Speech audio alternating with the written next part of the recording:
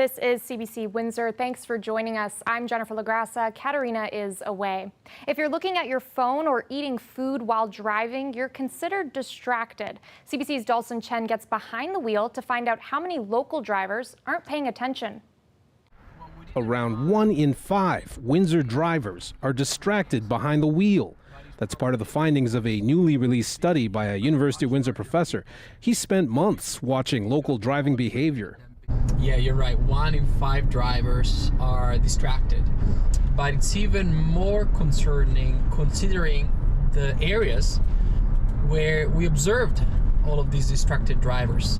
Professor Francesco Biondi's study involved roadside observations in Windsor school zones and business areas such as Ottawa Street. The study team partnered with Windsor Police, and the research was done over the past year. Researchers found 20% of the observed drivers were engaged in some form of distraction. So when we talk about driving distractions, oftentimes people think about people talking on the phone or grooming or eating or drinking.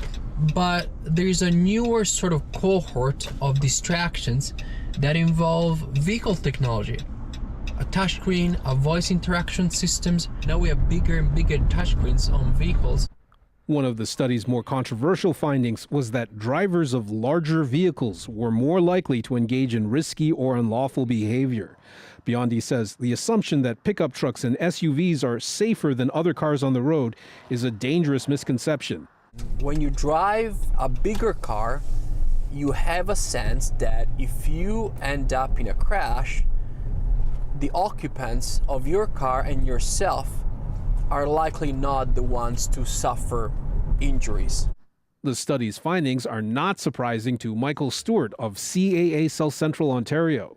The association's own surveys found 2/3 of Ontario drivers have personally witnessed a close call related to distracted driving. Unfortunately, I'm actually not too surprised by this figure. I think we as a society, we like technology, we like to have that access, but it's really important that we use it responsibly. Biondi recognizes that breaking distracted driving habits can be complicated. He says his study's data will be shared with Windsor Police for future public awareness campaigns. Dawson Chen, CBC News, Windsor. When is an officer allowed to shoot their gun? That's the question court officials were looking to answer during the third day of an OPP officer's manslaughter trial in Chatham, Kent. CBC's Pratyush Dayal has more details. OPP Constable Sean O'Rourke is on trial for manslaughter in the shooting death of 24-year-old Nicholas Greaves. And on the third day of this judge-alone trial, the court heard from gun and firearms training expert to get a closer look at O'Rourke's actions in the early hours of July 7, 2021. Greaves was shot on the 401 after stealing $40 worth of gas from a Dutton gas station. And so far, the court has heard that O'Rourke was seen pointing his gun at the car. On Tuesday, another officer who was at the scene testified in the court that he heard O'Rourke say that his gun went off. The gun was working fine. That's the word from the firearms expert at the Centre for Forensic Sciences in Toronto who examined O'Rourke's gun. So when can an OPP officer draw and fire the gun? That's what OPP Inspector Jason Oxby explained to the court. He says there has to be a threat of serious bodily harm for an officer to draw the gun. He says, and I quote, "Keep your fingers off the trigger until you intend to fire." The court resumes Thursday with the defense expected to make its case. Pratyush Dayal, CBC News, Windsor. Ontario's measles outbreak continues to grow, and yet the provincial government hasn't offered extra dollars to help. This is pathetic. All of this requires time, effort, energy, and resources that the health units don't have. They are trying their best to redirect resources to that, but the government has a role to play, and they're not doing it. There's been more than 1,400 reported cases, majority of them in unvaccinated children and teens in southwestern Ontario. These 5 health units have logged the highest number of cases in the province. Right now, Canada's experiencing its largest measles outbreak since the disease was considered eradicated in 1998. When asked whether there's been dedicated measles funding offered to these health units, a spokesperson for the Minister of Health said in an email that the government has increased funding for health units by 20%, along with an annual base funding increase for each of the next 3 years. But the NDP says that's misleading. They say that most of the 20% is funding that was taken away before COVID-19 and has since been given back. Without dedicated measles dollars, the NDP says public health units can't fully respond to this outbreak. That includes helping out with school vaccinations, which dropped off during the pandemic. The catch-up requires resources.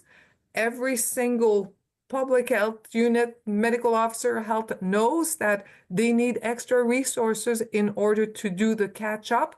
More funding could also help with tracking the current measles cases and staffing dedicated measles assessment centers. The government has defended its efforts, and it told CBC News in an email that it will be expanding its measles awareness campaign and will continue to work with local health units to make sure that people are up to date with their vaccinations. Jennifer LaGrassa, CBC News, Windsor. Colette Kennedy is here. Colette, how are things looking out there? Well, you know, we're still in this kind of pattern that we've had for a couple of days now. So this area of low pressure that's sort of stuck with the jet stream well to the north and not really pushing it along. And we get that counterclockwise, rotation around that. So there are some thunderstorms to the south. But as we go into the evening and overnight hours, quite likely we'll get a few of those rotating into southwestern Ontario. So be aware of that in the overnight. A low of 15 degrees. Now tomorrow morning, still some lingering cloud and perhaps a few showers early, but then into the afternoon we will break out into the sunshine with a high of 26, maybe 27 degrees. So a warm one tomorrow. Thanks, Colette. You're welcome. Now, more on a story we brought you this week. Downtown Councillor Ronaldo Agostino says the area's revitalization plan isn't working, and he's questioning whether shelter services should be concentrated in the city's core. Agostino says the downtown is suffering because of it, and he points to disruption caused by the people who use shelter services. He's asking council to look at if future services could be dispersed throughout the city. Agostino pointed to Guelph as a municipality that is discussing putting new services outside of the downtown to help unhoused people. It's something Guelph's mayor supports. What fundamentally is our downtown public spaces and commerce areas supposed to be for? That is the key question. And what's happening in downtown is they are being taken over by nothing more than social services upon social services upon social services. But like Windsor, there's no consensus in Guelph about where the best place for these social services is. Guelph Councillor Erin Canton strongly believes shelter services should be downtown. And people say that they don't want these services. What they're really saying is they don't want to see unhoused people. So if you want people out of the streets, give them a place to be. And you should do this where people are actually using the services because it makes it easier for them. And a lot of folks who use these services are actually physically disabled. And so when we spread them all out, we make it really hard. And I don't know what Windsor's bus service is like, but Guelph's is a little bit lacking. And so the easiest place to get to is downtown. Back in Windsor, Agostino expects city administration will have a response for him later this month.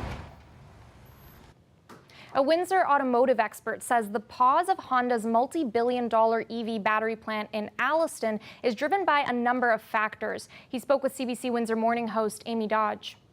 The soft sales of EVs in North America will make it a longer-term prospect to get the EV industry up and running hard.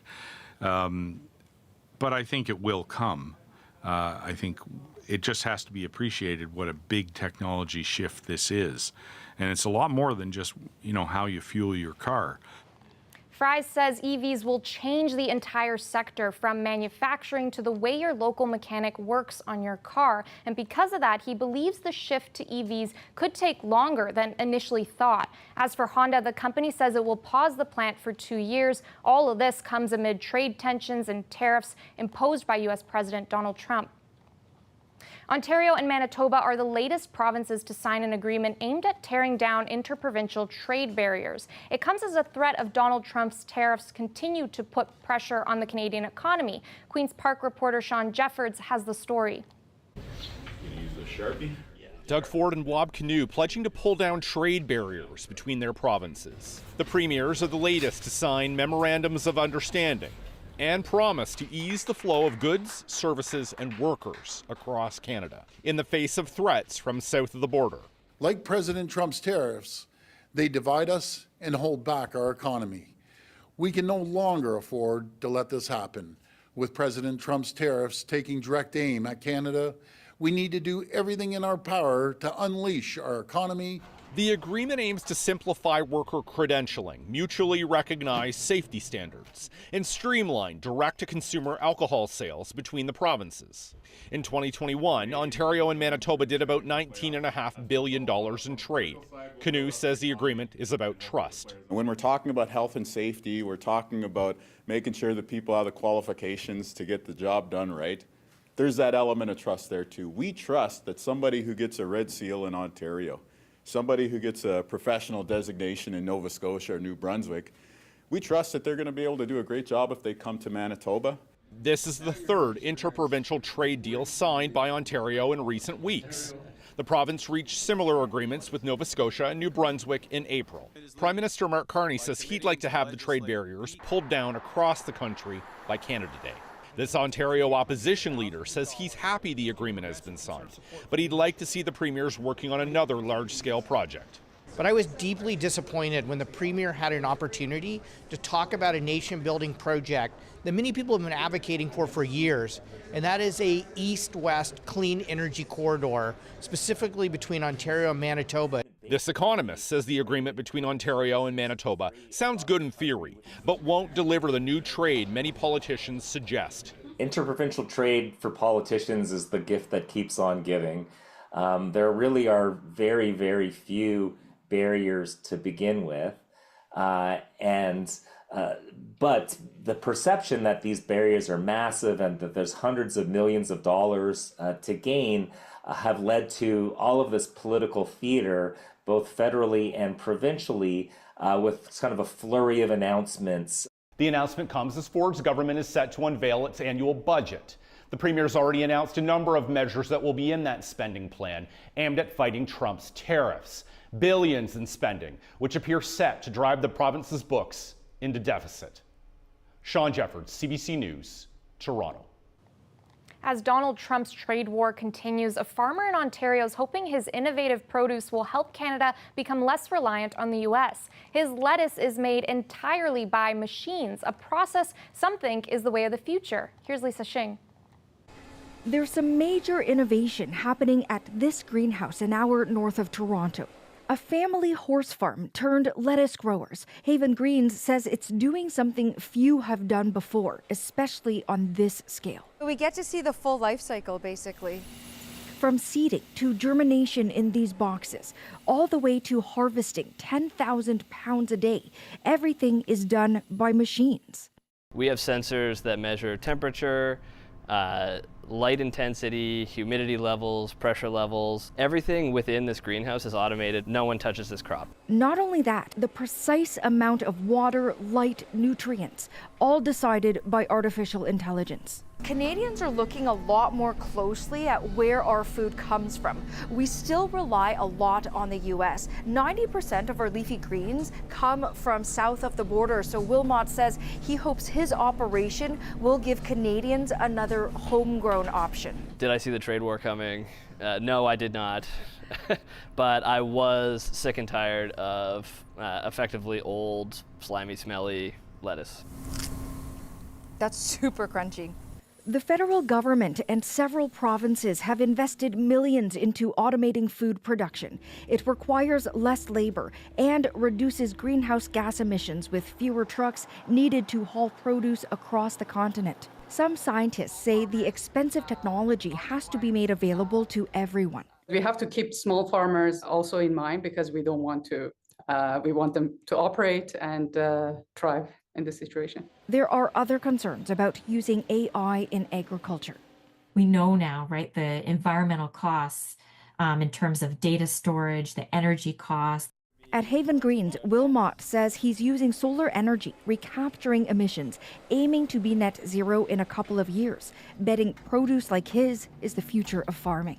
Lisa Shing, CBC News, King City, Ontario.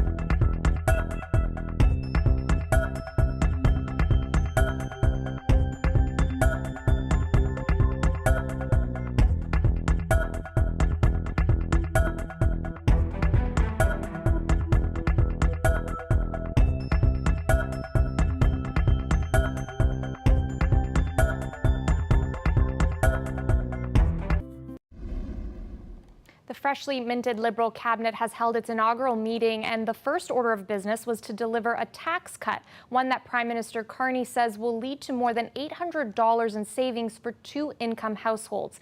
CBC's Evan Dyer looks at the economic challenges facing the new government. It's my pleasure on behalf of the cabinet to sign this order to deliver that tax cut. The first official act of Mark Carney's new cabinet was to sign off on a middle-class tax cut to come into effect by July 1st.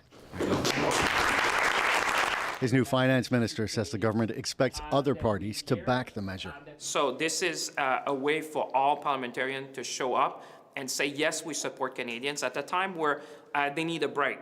But while many Canadians will see a tax break, it turns out they won't be seeing a budget anytime soon. The first clear breakdown of spending and revenues will be a less detailed fall economic statement. The first thing you do is the first step of this government is a middle-class tax cut. That's the first thing. You start with that. Then you say, well, you need to have a throne speech to say what are the priorities of the government. And once you've done that, then you do an economic statement, which is going to be the fall economic statement. For Alberta to realize its true energy potential, we need the federal government to get out of the way. There were more signs this morning that Alberta's Premier Danielle Smith is spoiling for a fight with the federal government over pipelines and national unity.